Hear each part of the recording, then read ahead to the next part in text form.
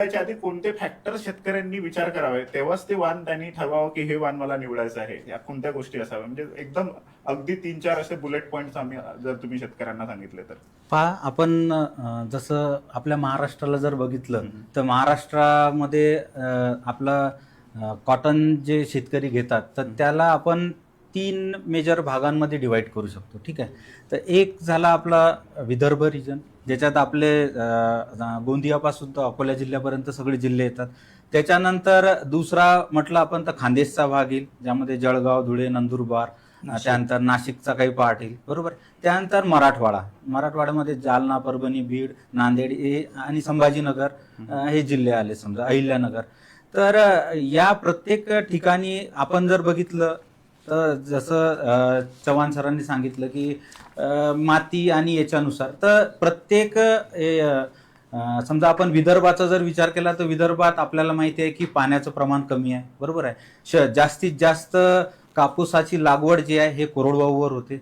तर त्यासाठी आपण सगळ्यात महत्त्वाचं तिथल्या कंडिशनसाठी महत्त्वाचं फॅक्टर ज्याला आपण म्हणू ते आहे की पाण्याचा ताण सहन करणारं वाण तिथं फार महत्त्वाचं आहे. कारण जर समजा आपण एखादं वाण लावलं आणि त्याची पाण्याचा ताण सहन करण्याची ताकद जर कमी आहे तर ते तिथं टिकू नाही शकणार. कारण तिथं शेतकऱ्यांकडे दुसरा सोर्सच नाही आहे की ते पाण्या जे इरिगेटेड करून. आणि दुसरा हे आपण विदर्भाच्या शेतकऱ्याचं पाहिलं तर लँड होल्डिंग जास्त आहे.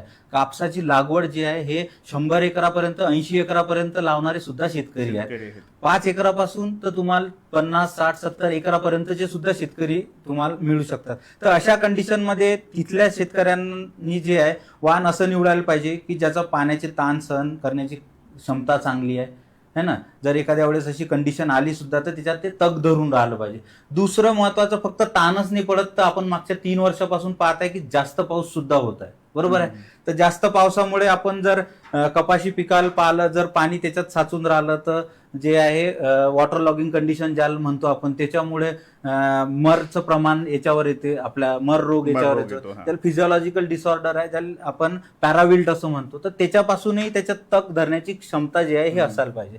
तर आणि दुसरं ड्युरेशनचं तर आहेच. लवकर येणारं जर वाण असेल तर ते गुलाबी बोंडअळीचा प्रादुर्भाव त्यावर कमी होईल, माल आपल्या घरी लवकर येईल. तर तसं वाण निवडायला पाहिजे.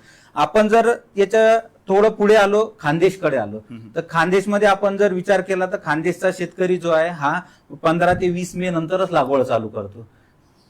बरोबर आहे. कारण त्यांच्याकडे पाण्याची उपलब्धता आहे. पाण्याची उपलब्धता असल्यामुळे ते लोक जे आहे दुसरं पीक घेता यावं म्हणून लवकर लागवड चालू करतात. तर या खानदेशच्या शेतकऱ्यांनी वाण असं निवडायला पाहिजे की जे सुरुवातीला मे महिन्याची गरमी त्यानं सहन केली पाहिजे आणि नंतर मधातला पावसाळा कमी जास्त आणि नोव्हेंबर डिसेंबरकडे जेव्हा जातो, जेव्हा थंडी पडते तेव्हा ते तर वायडर अडॅप्टेबल जे कोणत्याही क्लायमॅटिक कंडिशन वातावरण जर आलं तर त्याच्यात त्याची तग धरण्याची क्षमता हे असायला पाहिजे. असं वाण खानदेशकडे पाहिजे. विदर्भ झालं, खानदेश झालं, मराठवाड्याकडे जर आलो तर आपण मिक्स कंडिशन आहे. काही भाग हा जिरायती आहे, काही भाग हा बागायती आहे. तर यामध्ये दोन्ही कंडिशन मधले जे आहे काही लवकर येणारं, मध्यम ड्युरेशन वालं आणि जे ओव्हरऑल सांगायचं जर झालं तर पूर्ण तग धरून ठेवण्याची क्षमता त्या वाणामध्ये असावं, असे वाण जे आहे हे गरजेचे असतात. बरोबर.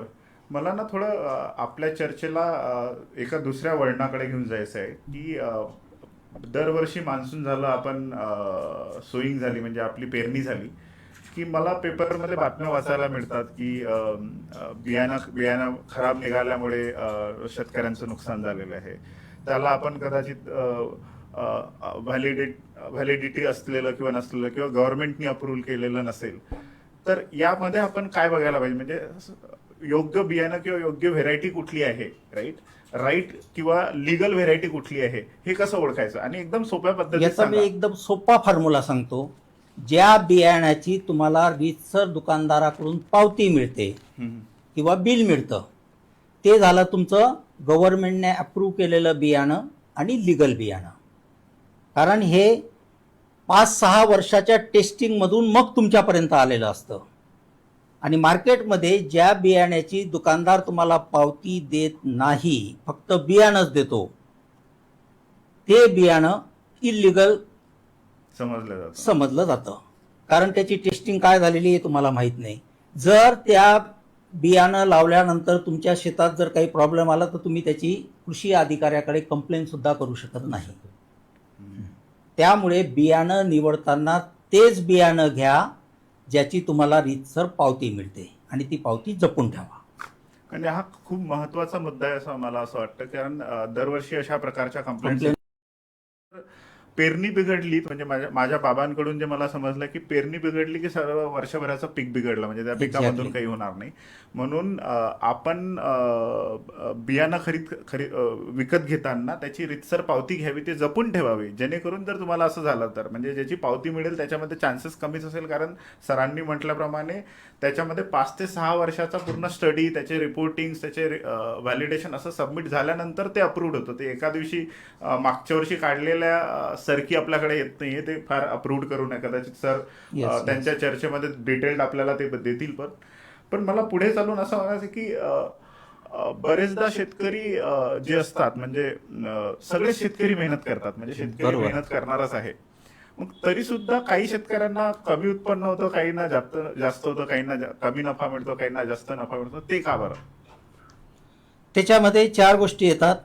एक तर तुमची वाणाची निवड, ज्याच्यावर आपण आज चर्चासत्र सुरू झाल्यापासून चर्चा करतोय.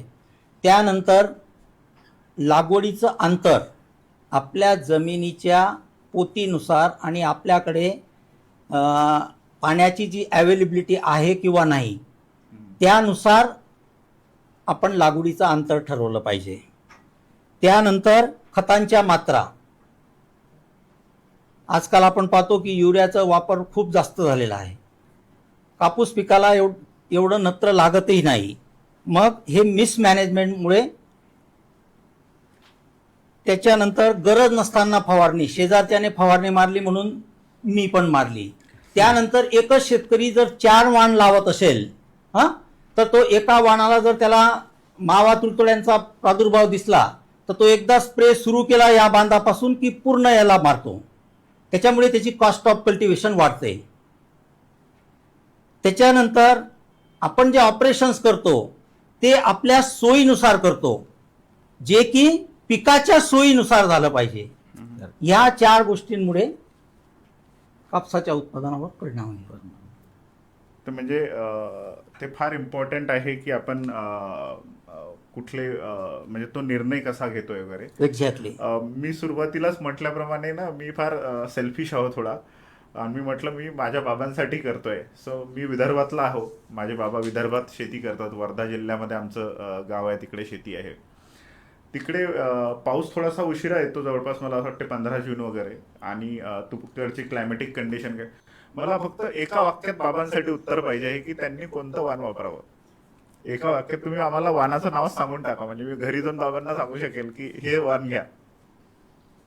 कुठलं वाण घेऊ? जे वाण सरळ वाढणारं आहे, पाण्याचा ताण सहन करणार आहे, असे मार्केटमध्ये बायोसीडचं 6001 हे वाण उपलब्ध आहे मार्केटमध्ये. आणि ते हे सरळ वाढणारं आहे, पाण्याचा ताण सहन करणारं आहे, मध्यम मॅच्युरिटीचं आहे, रस शोषण किडींना खूप प्रतिकारक आहे. ज्या घटकांवर आपण चर्चा केली ते घटक या वाणामध्ये आहेत.